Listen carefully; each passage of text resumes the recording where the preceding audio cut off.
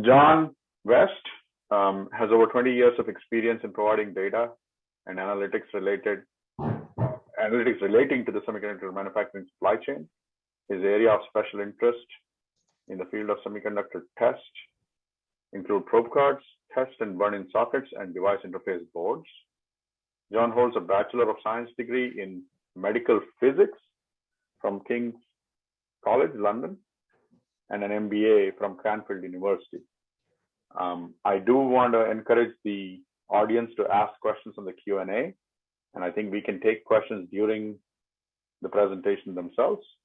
With that, semiconductor market in 2021 and beyond, sustainable growth or bubble? John, you're on. So hello, my name is John West. I'm CEO of VSLI Research Europe. We're the leading market research company covering semiconductor equipment and semiconductor test consumables. Now I'm going to jump right into this presentation and take a look at what the market's going to be like in 10 years' time. So based on this, it could be 70% larger than it is now. And the future actually looks quite awesome for the industry. But we as participants in the industry, we need to think big, we need to act smart, and we need to develop the resilience and confidence to make the right decisions at the right time to take full advantage of what lies ahead in this industry. I'll come back to this slide towards the end of the presentation, but this is just to give you a preview of what we might be looking at in the next 10 years. So in this presentation, I'll be helping you understand what's driving this industry super cycle. We'll be looking at the clues that you'll need to watch out for because this market will go down as well as up. So it's important to spot those changes as soon as possible. And then we're going to envision what the market will look like in 10 years' time and actually what that means for you. And again, so that you need to be thinking big, you need to be thinking smart, and you need to be developing the resilience and confidence to make those decisions. They're going to make sure that we make the best out of the next 10 years or so. So why am I getting excited about this 10-year time frame? Well, this is why. I think in the past 25 years, the semiconductor industry has been growing quite well.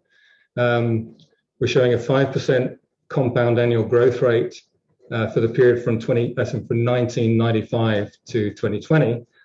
Clearly, depending on where you have your start and finish points, you can get different growth rates. But I think what's really interesting is what happened last year and what's happening this year and the outlooks for the next few years. It's clear that the industry has hit an inflection point where the growth drivers are really starting to accelerate.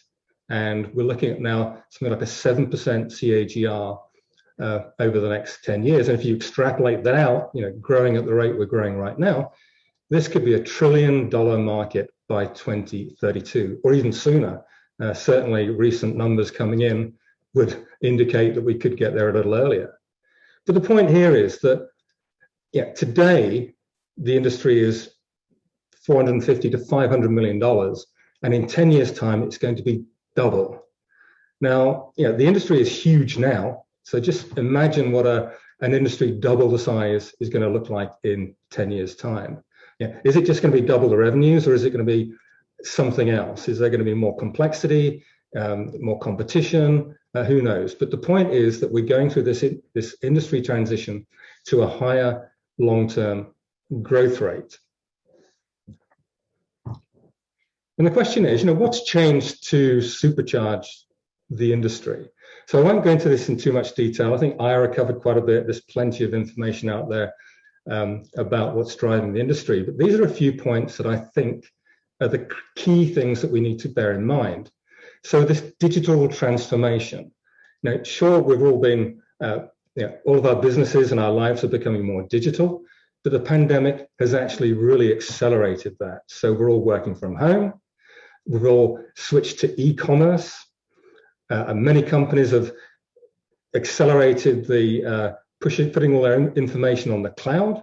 So all of these things that were happening anyway are now just happening sooner. So that's been one of the big drivers for last year and this year. But the next big thing is it's become a data-centric world. I mean, it is no longer driven just by human consumption. I mean, if there's one thing that we can say about the semiconductor industry over the last 10 to 15 years, it's been driven by consumers, smartphones, consumer electronics, and so on. And by definition, that is limited to the number of humans on the planet. What we're seeing now is we're seeing machines are now talking to machines. And that's really what's driving this industry. We can't imagine a world with double the population, but we could very easily imagine a world with double the number of machines or even 4 times the number of machines. So we're seeing this shift away from consumer demand to business demand that's really driving this industry. And again, if you look at those companies, the companies that are investing in the cloud, those really huge companies like Amazon, Apple, Facebook, Google, and the Chinese equivalents, those companies are investing huge amounts of money into data centers right now. I think last year, the top 8 cloud companies invested over $100 billion in CapEx, and most of that was actually semiconductors. So we've got a group of companies that are really consuming a huge number of semiconductors, and the outlook is unlimited. Again, if we go back to the consumer demand, it is limited by the number of people. And there's only so many mobile phones that we can actually consume. But in a data-centric world, machines talking to machines, there is no limit to the amount of knowledge that we can collect and monetize. And we're seeing that now. The companies that have a good, strong position in the cloud world, they are investing huge amounts of money in semiconductors, and it's all high-value semiconductor as well. But then not only that, the actual silicon content in electronic devices is increasing. So the number of chips is not increasing, but with advanced packaging and stacking die on top of die, the actual area, square centimeters of high-value silicon in each mobile phone and in each server is actually increasing. So this is acting to multiply demand for semiconductors. But the key thing here is the last point. There is a clear technology pathway to get us to 3 nanometers. Now, this is the key to driving this super cycle and supercharging this super cycle that we have right now. Because each of the other components are, they're good, but still you need to be able to manufacture these over the long term. So over the last, say, 10, 15 years, there was a little bit of, although the semiconductor industry has been moving forwards, there was still quite a lot of uncertainty. There wasn't, we weren't sure exactly what the device architecture would look like. We were not sure what materials we could use. We were not really sure about what packaging technologies would work. And there wasn't really a clear path beyond 10 nanometers. Well, now, most of those problems have been solved. You've got TSMC and Samsung are now really pushing their manufacturing at 7 and even 5 nanometers, and they have a clear technology pathway to get them to 3 nanometers and actually even 2 nanometers. So we know that over the next 5 to 10 years, there are really no technology roadblocks that are going to stop us, growing the industry the way that we expect it to grow. So there's all these factors together mean that the industry has the ability to grow at that 7% CAGR over the next 10 years.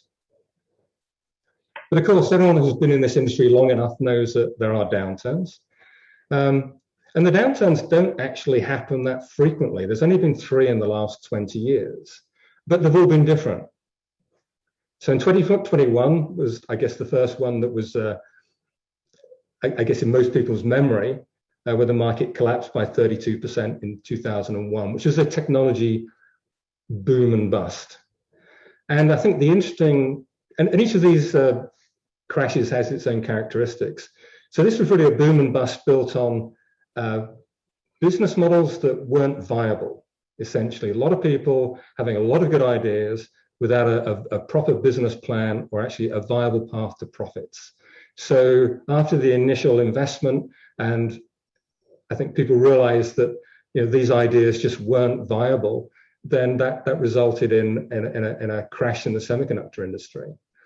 And then about 7 years later, we had the financial crisis where the market dropped 12%. Okay, not our fault. I mean, that was an external factor. Nothing we could have done about that. But the interesting thing is that the industry recovered very quickly from the financial crisis. And then more recently, we had 2019, where there was a general slowdown in semiconductors across the board. So that was memory and non-memory chips all declined. Memory chips really collapsed a lot, minus 30, 40%, and that was mainly prices. But again, the severity wasn't that bad. It was minus 11, and it only lasted 1 year. But of course, there is another downturn to come in the next 10 years. VLSI believe the next one is due in 2024. It could be early, it could be later. May never even happen, we don't know. But the real question is, what will this one be like? Now, a lot of people are starting to think that it's starting to look a lot like the 2000, 2001 technology boom and bust. But actually, it's nothing like that, because the companies that are buying the semiconductors, these are huge corporations, again, with viable business models. They're profitable, and they have clear plans about how to monetize their investments. So we don't think this is going to be a technology boom and bust. The real thing that we're looking at in a lot of detail right now is to do with decoupling from China and the security issues. So clearly the US want to do more manufacturing in the US. Europe would like to do more manufacturing in Europe. So there's a real risk, actually, we start to add too much capacity in different parts of the world. So there could be actually, I think the most likely scenario would be a downturn driven by overcapacity, which probably won't actually affect the number of chips that are being produced or tested. But what it will do is it'll result in a price drop for semiconductors, and the semiconductor companies will become less profitable, and then they will really try to push that through the whole supply chain to try and save costs. So we think right now the next downturn could be driven by overcapacity. But the real thing that we all need to watch is, how will we actually know when the next downturn started? Now, all of the other downturns that I've shown here, if you've been paying attention to the data, you'd have had maybe 6 months warning, between 3 and 6 months warning before something really went bad. So that would give you a head start. So the question is, what can we do? What clues can we look for to help us know when the next downturn is starting? So at VLSI, we have 3 sets of data that we pay a lot of attention to that actually help us understand what's happening in the industry. So the first set of data we look at is chip inventory. I think it's important to keep watching this. This is monthly data. On average, the industry should have between 1.2 months of inventory would be ideal. If it goes above that, then we need to be mindful that maybe the inventory is growing too fast. If it goes below that, then perhaps we should be worried there's not enough capacity out there. But the point is with this, if we go back to 2008 for the financial crisis, it's interesting how the inventory spiked very quickly, but this actually happened just really before the news hit the mainstream media. But we knew that as soon as the inventory gets to above or approaches 1.6, the semiconductor industry cuts CapEx, it cuts everything. And it responds very quickly, and then until the inventories come back down again. So what happened in 2008, 2009, inventory started to rise, chip companies cut their CapEx, they stopped manufacturing, and it took the best part of a year before inventories started to normalize again. And again, between 2008 and 2019, nothing really much had happened. But then in 2019, it was really interesting. The inventories really started to spike very quickly. So this is a 3-month period where it really started to go up very quickly. And at that point, we were starting to look very closely at all the other indicators to see whether there was a problem. So we knew at least 3 months ahead of time that there was something wrong in the semiconductor industry. And yes, that is exactly what happened. 3 months later, it started to show up in the financials of the chip companies. Okay, 2020, the beginning, we got a little peak here, which there was, when the first lockdowns happened. But actually, we're seeing now inventories are really dropping rapidly, and now we have shortages across the board. We're seeing inventory starting to go up a little bit there. But again, we're watching this very closely. It gives us about 3 months warning of a problem in the industry. The next one we look at really is industry sentiment. This is a little bit harder to define. But essentially, this is, we talk to a lot of people every day, and we ask them, how's business and how does it compare to this, to last week? Is it up or down? And if so, by how much? And this is probably the most accurate predictor of what's going to happen. So again, back to the financial crisis, we knew really at the end of 2008, that confidence was dropping. We didn't know why, but it was starting to drop, and we were starting to ask questions. And actually, it gave us about 3 months warning before it hit the mainstream media, and then confidence dropped very quickly. I think the really interesting thing about this set of data is it shows you how quickly the industry confidence bounced back up again. And the point is with this set of data is you can actually watch, and as each of these confidence starts to drop, it enables us to start asking questions. What's going on? Why is it dropping like that? And in each of these instances here, this was concerns about overcapacity. It was nothing else. But I think what's kind of interesting here, again, the general slowdown we had in 2019, we had almost 9 months warning as confidence was starting to drop before that slowdown actually happened. So if we'd have been paying attention to the data, we could have had 9 months warning that the industry was going to go into a downturn in 2019. But the real thing now is we're up here today, we're at this superheated confidence. Essentially, this is 40 degrees. We've never been this hot, ever. So there's nothing really to compare this to. And the question is, what happens next? Does it go higher? Can it go higher? Okay, but if it doesn't go higher, does it go across? Does it just stay at 40? Or does it start to fall? And that's the thing that we're really watching now. So the people we're talking to, they're all saying business is fantastic. It's never been so good. But I think everybody is starting to realize this can't carry on forever. And they're all starting to take a lot more, or pay a lot more attention to the data to make sure that they are ready for when the next downturn happens, if it happens. So this is a very useful set of data to give us, again, somewhere between 9 and 3 months advance notice of a problem in the industry. And then finally, we look at utilization rates. So this is showing the manufacturing utilization rate. The first thing to note is actually it's amazingly high.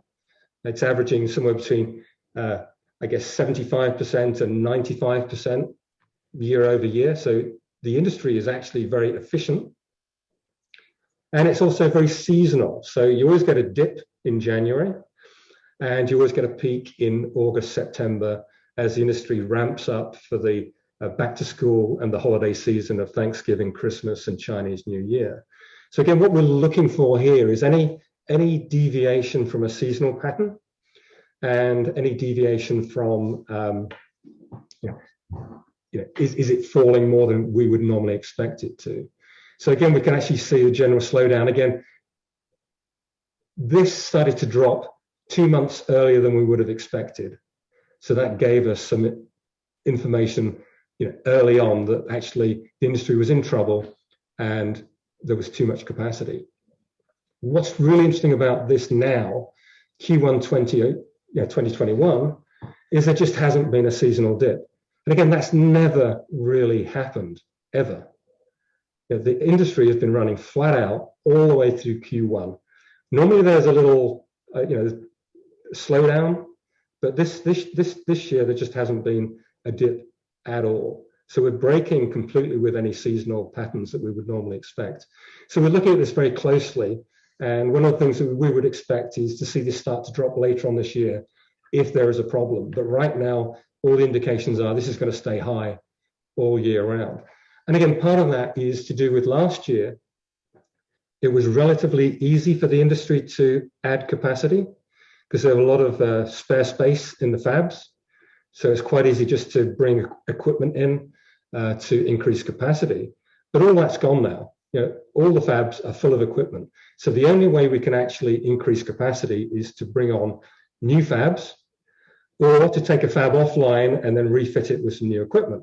And again, that's one of the things that's interesting. The actual amount of capacity that's coming online this year is less than last year.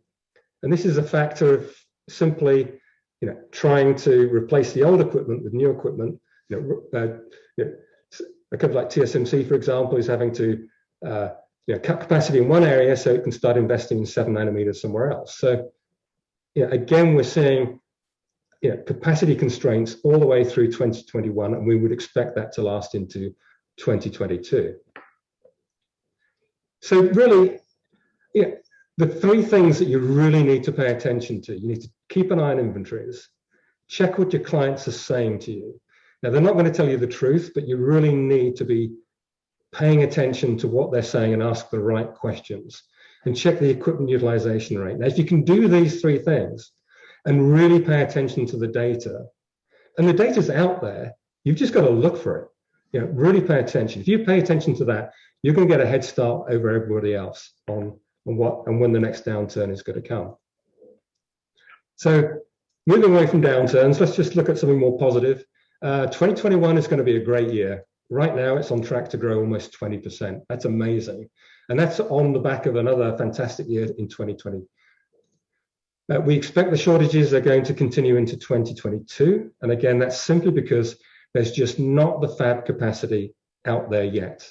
We've been talking to the companies that actually build fabs, and they are sold out until the end of 2022 right now. They're making as many fabs as they possibly can. And essentially, that capacity is not going to come online until 2022 or even 2023. So the shortages will continue. We also know that for semiconductors, we would expect the annual growth rate to be about 8.7% year over year for the next 5 years. And if you extrapolate that out for 10 years, that gets us to $1 trillion market by 2032. So this is really an exciting time to be in the semiconductor industry. So coming back to the first slide I showed you, which was really looking at the sockets for testing semiconductors today compared to 2031. So the way VSLI Research define test sockets includes final test and system level test, because the sockets are essentially the same.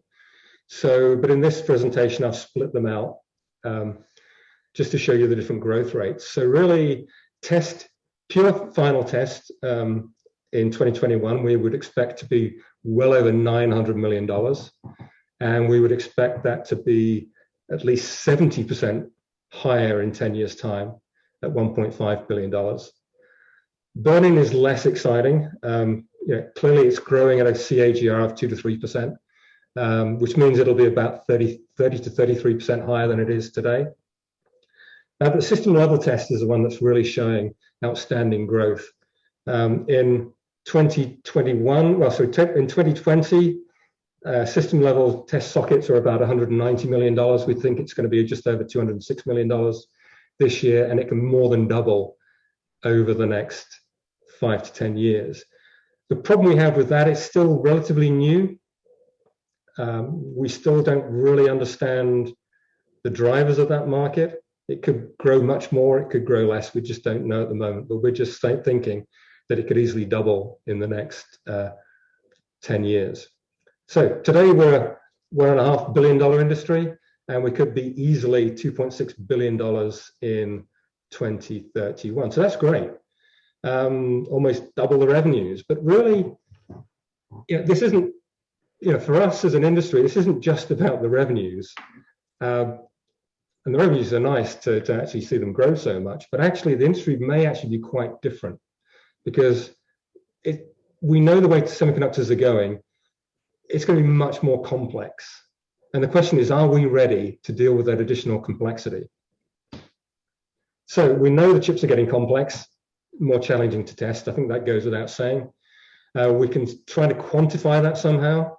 So if we look at sub 20 nanometer chip designs, they could be 2.5 times more than we have today. Again, for the high-speed chip designs, we're looking at 1.7 times more of those designs coming through in the next 10 years. Advanced packaging is growing very quickly. We could see that more than double over the next 10 years.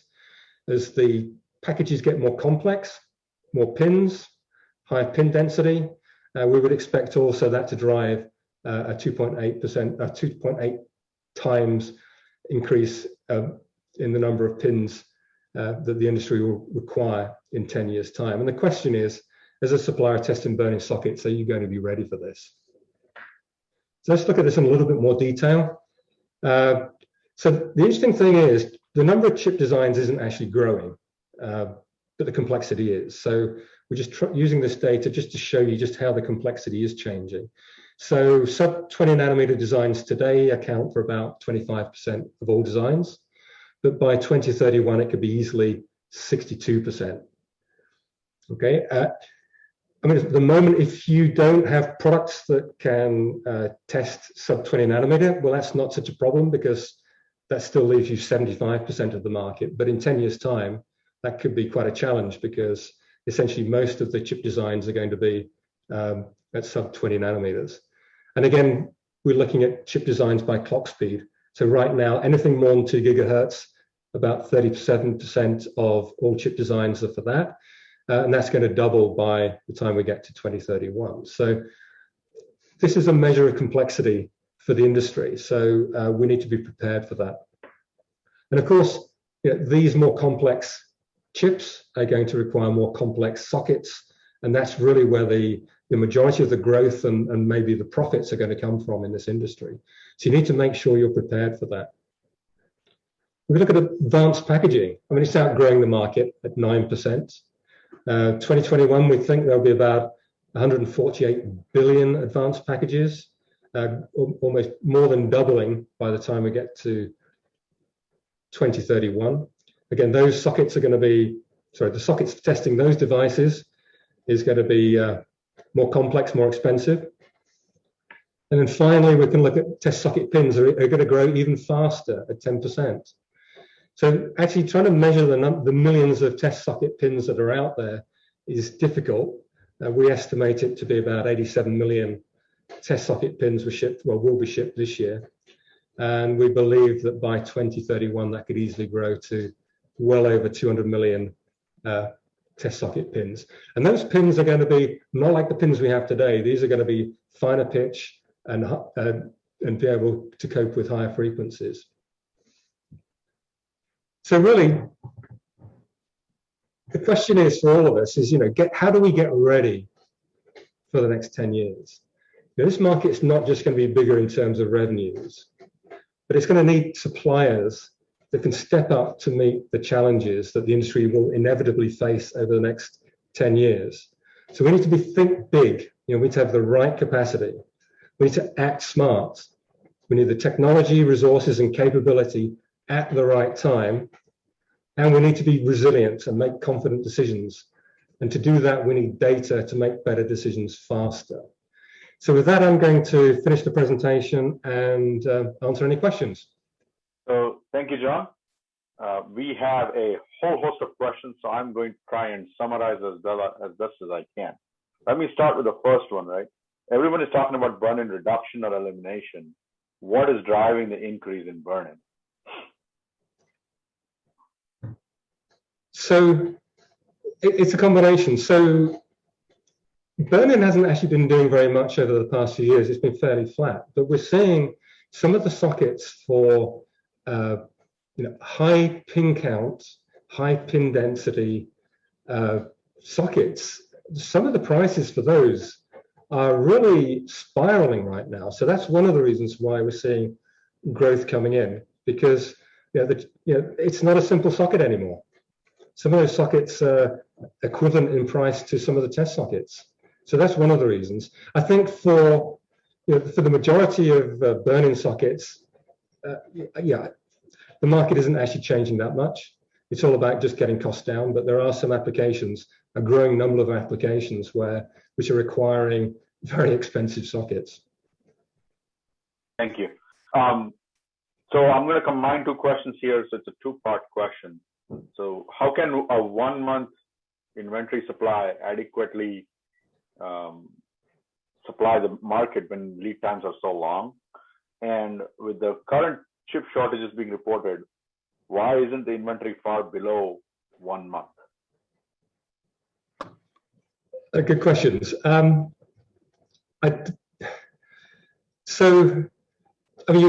right in that a lot of chip makers, as soon as they make the chips, they get them tested and they ship them straight away. But it's not an homogeneous market. Clearly, there are some chips that are critical and key. So the supply of those chips is actually limiting the demand for some other chips, which is why we're seeing some companies actually have a bit of inventory because they're still waiting. So essentially, there's no point in buying. Let's say, for example, if you have a product which requires 100 chips, but you're missing one, there's no point in buying 99 today until you've really got the critical chip. So essentially, we're seeing some of the inventory is there simply because there's a supply chain constraint somewhere else. Thank you. Okay. There's a lot of questions about geopolitical factors, epidemic factors, COVID.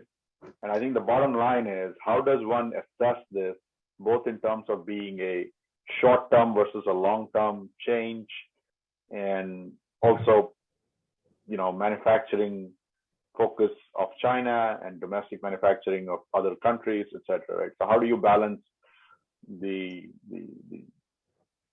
social and political factors, and how are they going to affect the market is, I think, the okay, right. So I think clearly, this digital transformation it's happened. It's not going to reverse anytime soon. I think we've all got used. We don't like working from home, but we're all getting accustomed to working differently.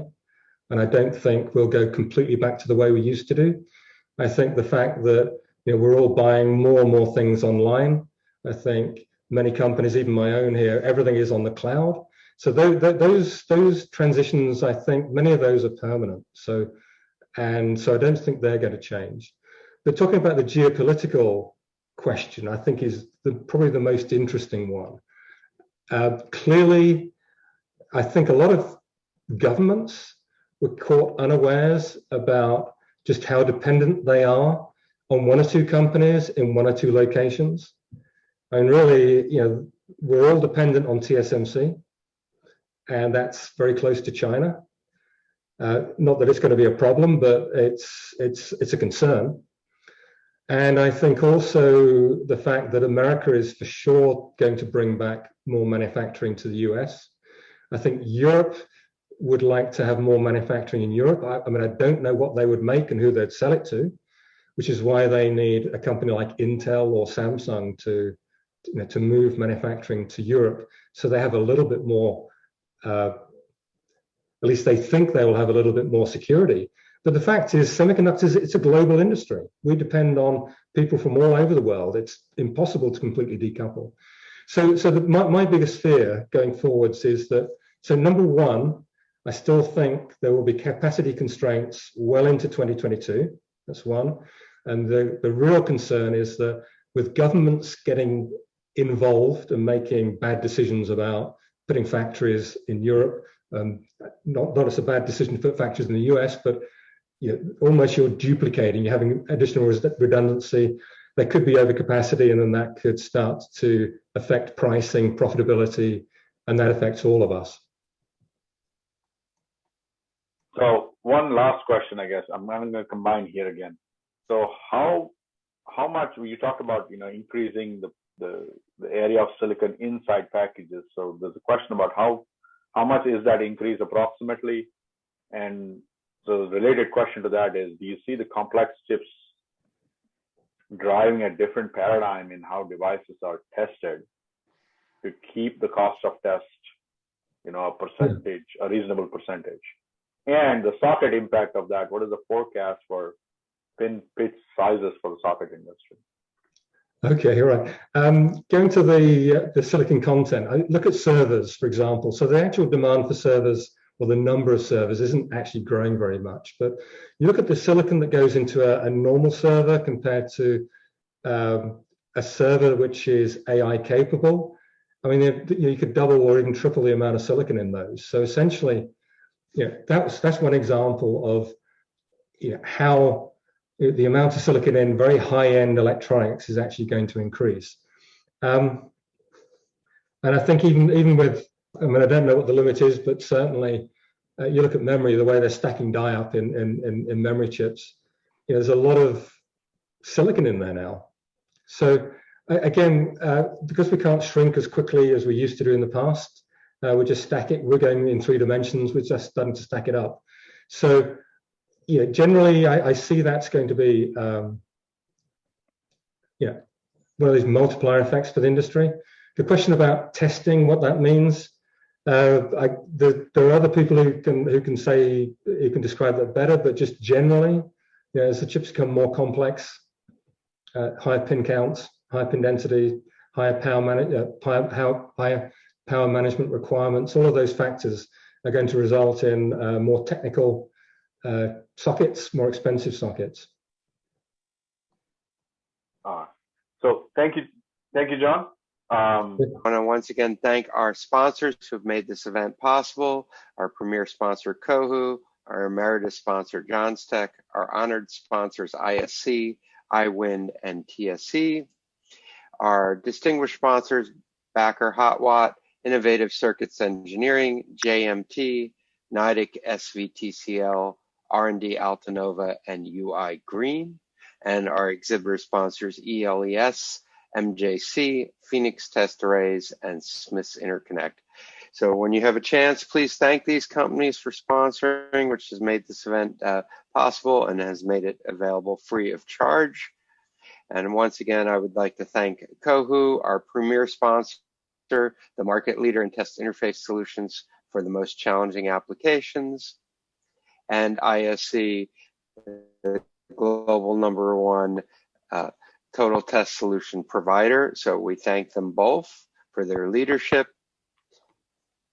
And once again, I thank everybody for attending, and we look forward to seeing you again tomorrow at 7 a.m. Pacific. Thank you.